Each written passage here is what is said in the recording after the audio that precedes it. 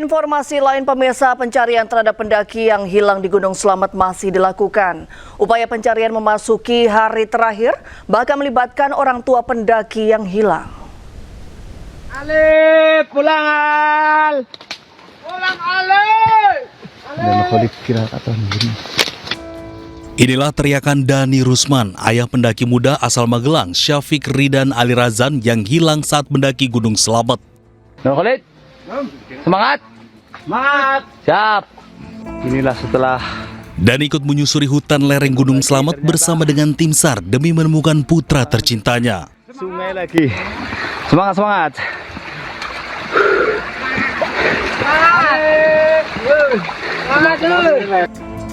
Upaya pencarian Syafiq Ali terus dilakukan memasuki hari terakhir pencarian oleh tim SAR gabungan bersama relawan. Sebelumnya, Syafiq Ridan Ali Razan hilang saat mendaki Gunung Slamet melalui jalur Dipajaya, Desa Celekatakan, Kabupaten Pemalang.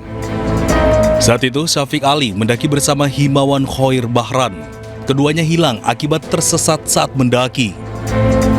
Himawan berhasil selamat dan ditemukan tim SAR, namun Syafiq Ali hingga saat ini belum ditemukan. Diduga Syafiq Ali berada di wilayah berbahaya antara pos 4 dan pos 5 dekat aliran sungai dan jurang yang licin.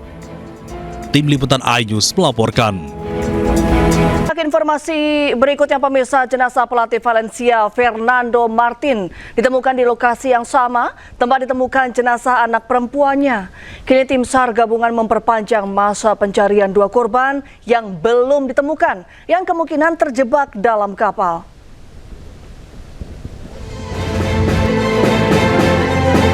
Tim SAR gabungan menemukan jenazah pelatih tim B wanita Valencia, Martin Carreras Fernando, di perairan Pulau Padar pada Minggu pagi.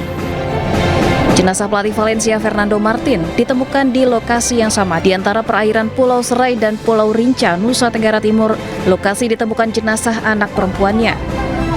Tim DVI Polda NTT mengidentifikasi korban secara menyeluruh.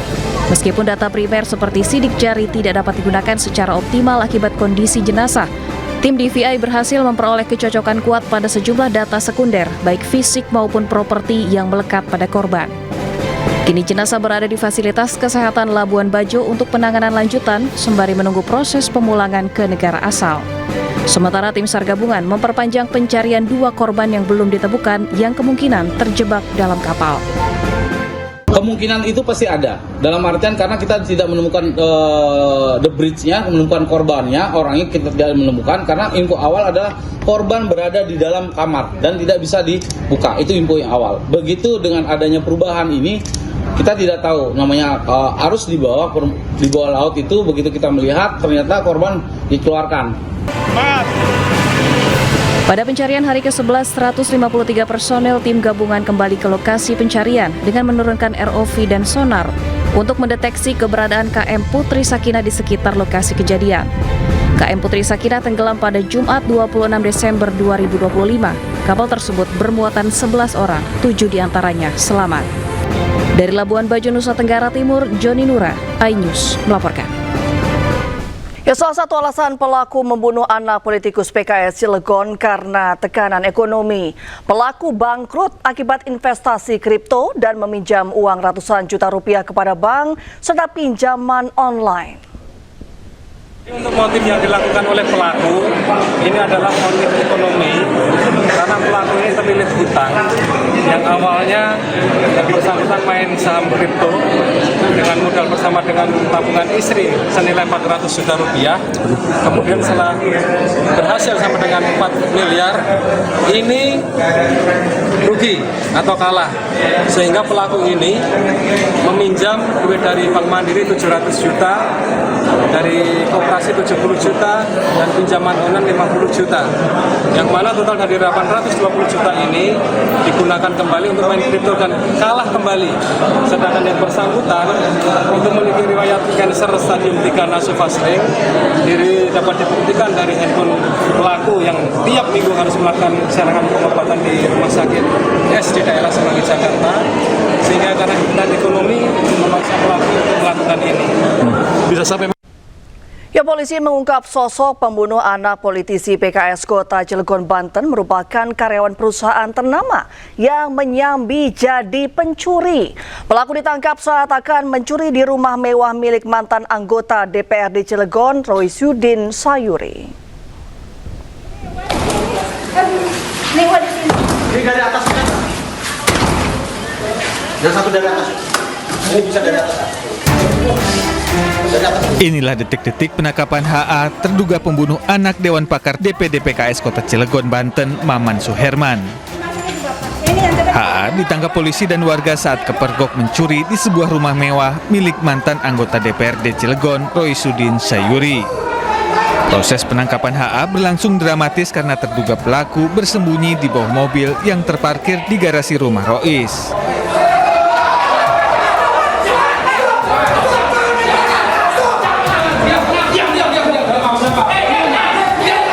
Setelah ditangkap polisi, pelaku pembunuhan ini nyaris babak belur dihajar massa.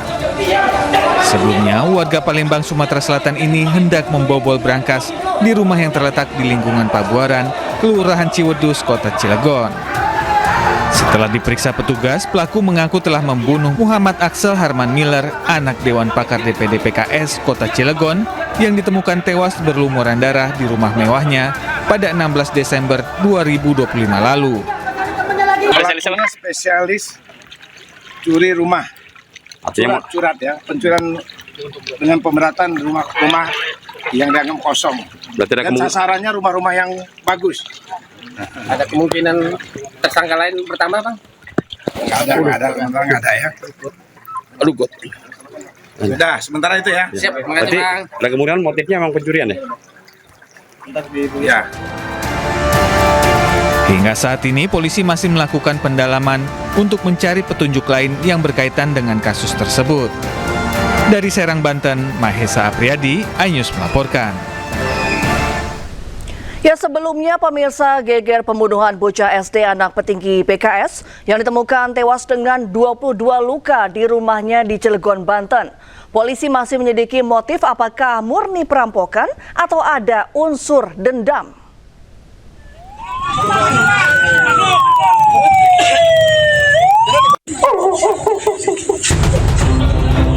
Dewan Pakar Partai Keadilan Sejahtera (PKS) Maman Suherman tak kuasa menahan tangis mengetahui anak kesayangannya Muhammad Aksel Putra tewas bersimbah darah di rumahnya di perumahan Bukit Baja Sejahtera, Kota Cilegon, Banten.